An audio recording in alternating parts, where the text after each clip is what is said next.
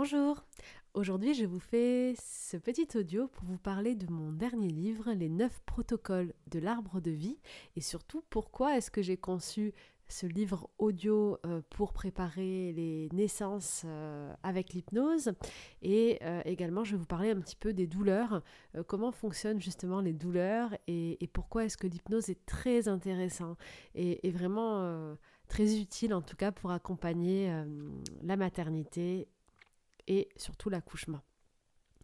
Donc tout d'abord, voilà, mon livre Les 9 protocoles de l'arbre de vie est un livre audio. Donc il y a une partie qui est audio avec des séances enregistrées d'hypnose qui vous accompagneront. Il y a en tout 10 séances, donc 9 séances pour les 9 mois de naissance et la 10e pour justement le moment des premières contractions. Et vous avez aussi dans ce livre, chaque mois, une explication, des conseils pratiques et des exercices à faire pour vivre au mieux votre grossesse. Vous avez aussi les protocoles qui sont écrits de manière à pouvoir les lire pour celles qui sont plus visuelles et ne veulent pas les écouter, mais aussi vous avez les petits récapitulatifs des protocoles pour celles qui sont accompagnées par des hypnothérapeutes ou par des sages-femmes pratiquant l'hypnose. Cela permettra simplement à votre accompagnant ou accompagnante d'avoir le protocole et de pratiquer la séance pour vous, ce qui est quand même assez sympa. Donc pourquoi est-ce que j'ai voulu, avec l'hypnose, créer ce protocole pour les futures mamans, parce que moi-même, maman d'une petite fille qui va avoir 3 ans, je me suis sentie pas assez accompagnée pendant ma grossesse. J'avais la sensation qu'on me donnait des informations, qu'on donnait un peu ces informations à tout le monde, et le cadre dans lequel on me mettait ne me correspondait pas. Par exemple, le fait de me dire lorsque je suis arrivée chez ma sage-femme qu'il fallait me préparer, que l'accouchement c'était une douleur extraordinaire, jamais ressentie, que c'était comme ça et qu'il fallait envisager sans doute la péridurale. Moi, ça m'a totalement braquée, puisque formatrice en hypnose pour les professionnels de santé, j'enseigne quand même comment utiliser l'hypnose pour pouvoir faire des soins. Je connais l'impact de l'hypnose et le système de la douleur, et je connais surtout tous les pouvoirs qui sont en nous. Et donc, c'était contraire à ce que j'enseignais. Comment est-ce que c'est possible d'annoncer à quelqu'un que forcément il va ressentir de la douleur et que c'est comme ça, non, c'est juste impossible. Donc effectivement, d'une part, peut-être que je ne suis pas tombée sur une bonne sage-femme, pour moi en tout cas, mais c'était vraiment très important pour moi de pouvoir créer quelque chose de concret et de très personnel pour les futures mamans, pour qu'elles puissent elle-même, en toute autonomie, se faire confiance, utiliser ces protocoles à la maison tout en gardant et en activant des ressources qui sont déjà en elles. Alors l'hypnose, c'est extraordinaire pour ça, contrairement à ce qu'on voit à la télé ou ce qu'on imagine, ce que beaucoup de personnes imaginent en tout cas, le praticien n'a aucun pouvoir sur vous. L'hypnose, c'est vraiment des outils que nous mettons à disposition pour permettre à la personne, à l'individu, d'activer directement les ressources qui sont en elle. Il faut savoir que notre cerveau, il est très complexe. Et on a tout un système interne inconscient qui nous permet de réguler notre organisme, de faire battre notre cœur, de respirer, de régénérer nos cellules. Tout ce système-là est totalement autonome, consciemment, on ne le contrôle pas. Si je vous dis ralentissez votre rythme cardiaque, vous n'allez pas y arriver en fait. Pourquoi ? Parce que vous avez plein de parties de votre cerveau, mais qui travaillent pour vous faire survivre, pour vous faire être en grande forme et vous sentir bien. Et, et, et ce fonctionnement général en fait autonome, il est juste extraordinaire chez l'être humain et d'ailleurs chez les êtres vivants de manière générale. Donc ce qu'il faut bien comprendre, c'est que l'hypnose est utilisée depuis des lustres, depuis l'origine même de l'humanité, même si on n'appelait pas ça de l'hypnose avant, et que les premières anesthésies sous hypnose qui duraient jusqu'à 8 heures, donc des chirurgies jusqu'à 8 heures sous hypnose uniquement, date de 1830, c'est-à-dire avant même justement les premiers traitements chimiques traitant sur la douleur. Donc l'hypnose, c'est un petit peu repartir à la source pour gérer, pour activer nos ressources d'une part, mais aussi pour communiquer avec notre cerveau et reprendre un petit peu le contrôle de celui-ci. Alors, la deuxième chose que vous devez savoir, c'est que la douleur, c'est un message, c'est une information transmise via le système nerveux du cerveau jusqu'à une zone de votre corps. En fait, notre corps, c'est comme un système permanent, un échange d'informations permanent. Imaginez que votre cerveau, ça soit une grande tour de contrôle et que votre corps, ça soit toute une navigation aérienne avec des pistes d'atterrissage, des avions qui circulent dans les airs. Et vous avez cette tour de contrôle, elle, qui veille à ce que tout fonctionne parfaitement bien. Donc cette tour de contrôle, elle reçoit des messages en permanence donc de toutes les parties de votre corps et elle émet des messages aussi pour alerter, voilà, tu peux atterrir, tu peux avancer, tu peux attendre un petit peu, il n'y a pas de stationnement encore, etc., etc. Donc en fait, lorsque vous avez une agression au niveau d'une des parties de votre corps, on va parler juste d'un cas simple, imaginez que je me brûle la main. Donc j'ai des émetteurs, j'ai des récepteurs au bout des doigts, je suis en train de me brûler ma main. En fait, l'information donc de l'agression de mes récepteurs qui sont au bout de mes doigts va aller jusqu'un peu plus haut dans le bras pour aller à un premier récepteur dit réflexe qui va me permettre, qui va recevoir le message attention, agression au bout de mes doigts, hop, c'est un muscle réflexe qui va faire que je vais enlever ma main.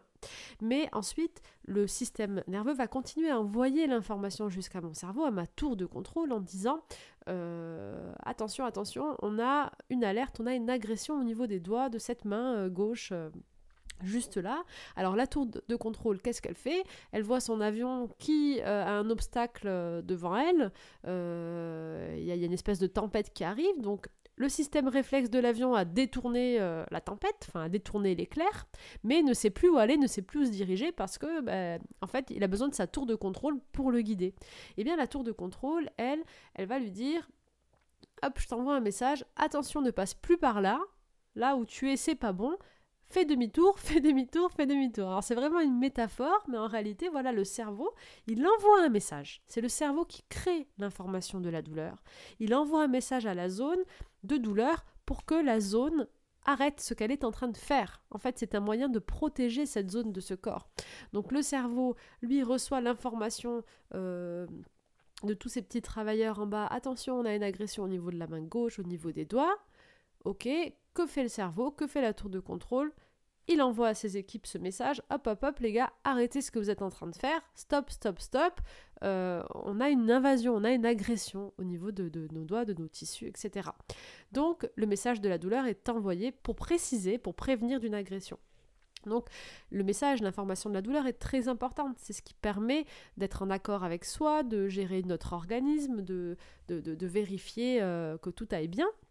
Et je parlerai sur une autre vidéo de la douleur en général, puisque on peut avoir aussi des agressions émotionnelles, psychiques. On peut se créer nous-mêmes une peur ou une agression intérieure qui fait que notre cerveau va créer de la douleur, alors qu'en fait, il n'y a pas d'agression réelle. Mais surtout, ce qu'il faut savoir, c'est que donc, le message de la douleur que va envoyer votre cerveau, c'est totalement subjectif. Chacun va la ressentir en fonction de différents facteurs. Et il y a vraiment une chose fondamentale à comprendre, c'est que sur une douleur ressentie, donc quand votre cerveau envoie le message, vous la ressentez à votre façon. Donc sur 10 personnes, on va tous ressentir la douleur de façon différente. En fait, ce que vous ressentez, c'est divisé en 3 grandes parties. Vous avez un tiers de ce que vous ressentez qui n'est pas la douleur en fait, envoyée par le cerveau maintenant, c'est de la mémoire de douleurs précédentes qui viennent renforcer la douleur émise du cerveau à l'instant T.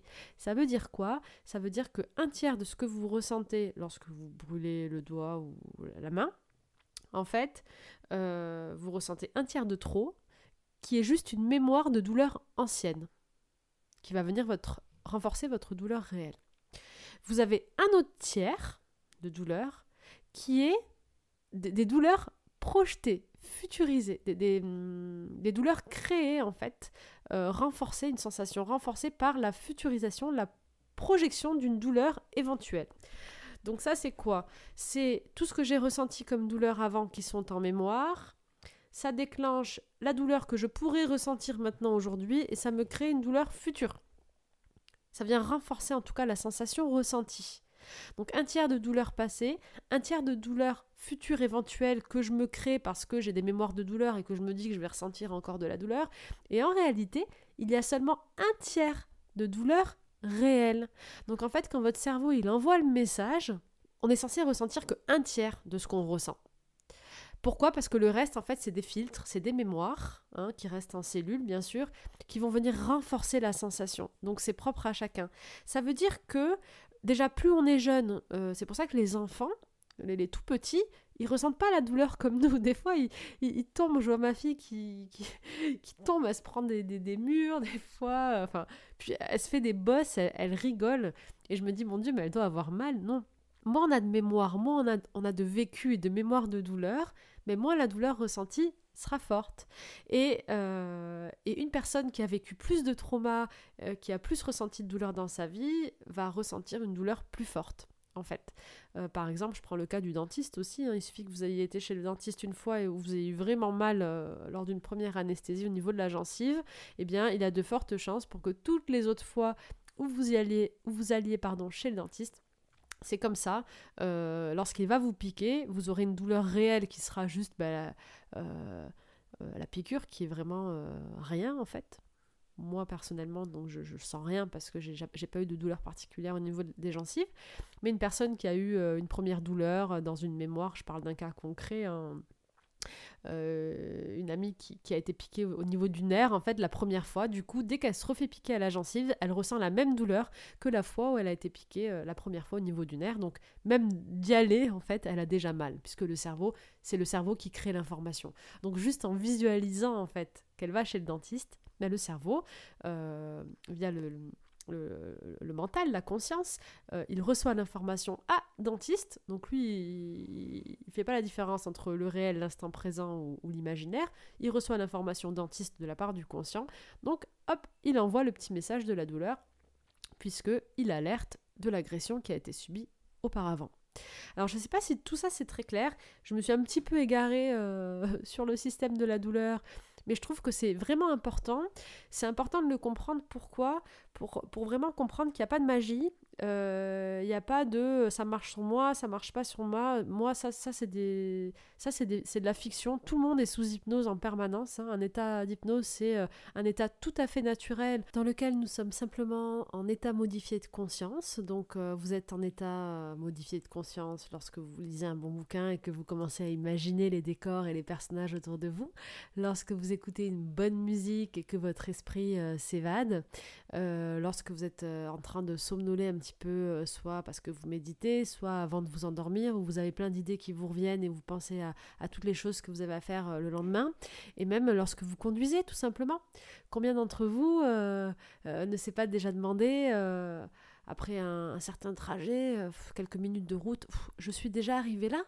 Mais j'ai pas vu le temps passer. Combien d'entre vous a vu son esprit carrément partir pendant ces quelques kilomètres sans même s'en rendre compte. Mais tout ça, ce sont des états modifiés de conscience, on peut appeler ça des états hypnotiques, où votre conscience et vos canaux sensoriels baissent en vigilance. Enfin, votre conscience baisse en vigilance, et où c'est votre inconscient qui prend le relais. Donc cet inconscient qui est là pour vous voir vivre, survivre, évoluer, grandir, et qui veille à votre sécurité. Donc, si vous chutez dans l'escalier, par exemple, vous ratez la marche, vous allez, hop, vous rattraper à la rambarde. Pardon. Ça sera quelque chose de tout à fait réflexe, d'instinctif, donc on appelle ça l'instinct, mais clairement, c'est votre inconscient, en fait, qui vous raccroche pour vous permettre de rester en vie. Votre conscient, il n'aura pas eu le temps de se dire « Bon, je suis en train de tomber, j'ai raté la marche, il faut peut-être que je me raccroche à la rambarde. » Non, pas du tout. C'est votre inconscient qui fait ça. Donc, vous êtes toujours dans cet état un petit peu de manière quasi quotidienne. Après, effectivement, nous, on met des outils à disposition pour que vous puissiez vous-même atteindre cet état. C'est à vous de le décider. Vous êtes totalement libre, en fait, tout simplement de vous connecter à ces parties de vous. C'est une question de choix, en fait, plus que je suis réceptif ou je ne suis pas réceptif.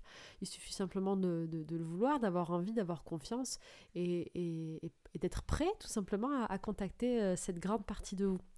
En tout cas, là, c'est vraiment important dans cette vidéo pour moi de le transmettre pour les futures mamans qui vont donner vie, qui vont donner naissance. Déjà, d'une part, pour comprendre que la douleur est obligatoire, vous allez souffrir, ça c'est faux. En fait, on ne veut plus en entendre parler. La douleur La naissance, c'est extraordinaire. Vous allez vivre un moment magique de la meilleure façon possible pour vous. Vous êtes capable de gérer vos sensations, de vous connecter à cette partie de vous et d'être en harmonie avec votre corps et de recevoir tous les messages de la meilleure façon possible pour vous. Vous êtes capable de créer de toute façon tout ce que vous voulez dans ce monde et de réaliser tout ce que vous voulez voir autour de vous puisque je vous le rappelle, vous portez la vie. Vous êtes des mamans, vous êtes extraordinaires. Vous portez le monde en fait. Vous continuez à faire perdurer l'espèce humaine. Quand on a ce pouvoir de porter la vie pendant 9 mois, de nourrir son enfant, de le faire naître, enfin, c'est juste formidable. Tout le reste, ça ne devrait pas exister. Ayez confiance en vous. Écoutez votre corps. Vous avez tout ce pouvoir en vous. Vous êtes juste merveilleuse. Alors, profitez de cet instant, savourez-le. Et moi, ce que j'ai voulu faire vraiment avec ce livre, c'est de mettre cet outil à disposition pour que toutes les futures mamans puissent tranquillement de chez elles reprendre ce pouvoir intérieur, se réapproprier leur corps et ce contact aussi avec le cerveau pour gérer leurs sensations et vivre une naissance selon elles, selon qui elles sont, selon celles que vous êtes et pas quelque chose qu'on va vous imposer. Ou des conseils en fait qui vont pas résonner en vous. C'est important de vous faire confiance. Vous êtes vraiment la seule à savoir ce qui est bon pour vous, pour votre bébé et pour votre corps. Ok, vous êtes la seule à vivre ce moment. Donc vraiment, honorez-vous, faites-vous confiance et valorisez toutes vos sensations et vos ressentis. Alors, le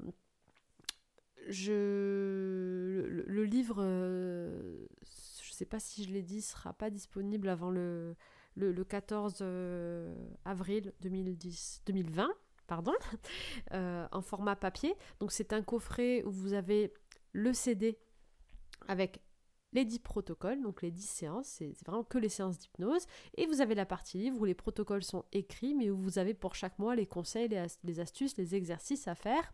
Et par contre, vous avez la version en ligne qui va être disponible là, donc le e-book qui regroupe donc le e-book, les conseils tous les mois et les protocoles écrits est disponible dès maintenant. Je vous mettrai les liens sous la vidéo sur toutes les plateformes en téléchargement. Par contre, le MP3 avec les séances d'hypnose avec ma voix, donc les 10 séances, ça c'est un audio qui sera téléchargeable sur toutes les plateformes aussi d'ici une semaine. Je vous mettrai le lien. Vous pouvez vous inscrire sur mon site pour recevoir dès que ça sortira. Surtout, si vous voulez le coffret complet avec la partie écrite, les conseils, les protocoles écrits et aussi avoir ma voix, avoir les vraies séances, il faut vraiment prendre le e-book plus le CD en téléchargement. Voilà, dans le coffret papier qui sera dispo le 14 avril, sera complet. Il y aura le CD et le livre dedans. Voilà. En attendant, j'ai aussi créé, je vous mets le lien, et ce sera peut-être pour celles qui sont en fin de parcours, j'ai créé un pack avec 2 séances à télécharger directement sur mon site internet. Donc il y a 2 séances pour la naissance. La première, c'est la préparation à la naissance. Donc ça peut être fait une semaine avant, quelques jours avant, avec un ancrage et des techniques et un état modifié de conscience que vous pourrez retrouver le jour J en faisant simplement un geste. Et la deuxième, c'est un audio que vous mettez dès que vous commencez à sentir les premières contractions. C'est un audio qui, au contraire, lui, est fait pour la naissance. Donc vous pourrez écouter ma voix en direct avec tous les conseils et même les astuces pour le papa ou celui qui vous accompagne pour pouvoir en direct vivre ça avec un peu d'hypnose. Je vous souhaite simplement tout le bonheur du monde. N'oubliez pas que vous êtes extraordinaire, que vous êtes maman. Alors déjà, merci de porter cette merveilleuse ou ces merveilleuses vies en vous. Faites-vous confiance et surtout, ayez foi en vous-même et je vous souhaite une merveilleuse renaissance. Et je vous mets un petit extrait juste maintenant de la dernière séance qui est dans le coffret en ligne que vous pouvez télécharger. Le lien est juste sous la vidéo. Nous allons maintenant passer à la phase pratique. Je vais vous proposer de mettre pause sur l'audio dans quelques instants et de réappuyer sur play dès que vous aurez les sensations de contraction. Je vais parler très vite. Ceci est volontaire, pendant toute la durée de la contraction. Je vous demanderai de focaliser votre attention sur l'échelle de la douleur sur laquelle vous êtes, sur laquelle vous avez placé votre sensation, et de suivre le son de ma voix. Surtout, ayez confiance. Vous allez voir qu'en portant votre attention sur l'instant présent, vous allez réussir à gérer de la meilleure façon possible vos sensations. Est-ce que vous êtes prête à mettre pause? Une fois que vous remettrez play, il faut que ça soit vraiment au début de la contraction, puisque je vais commencer à parler, et ce, pendant 20 à 25 secondes. C'est parti. Appuyez sur pause.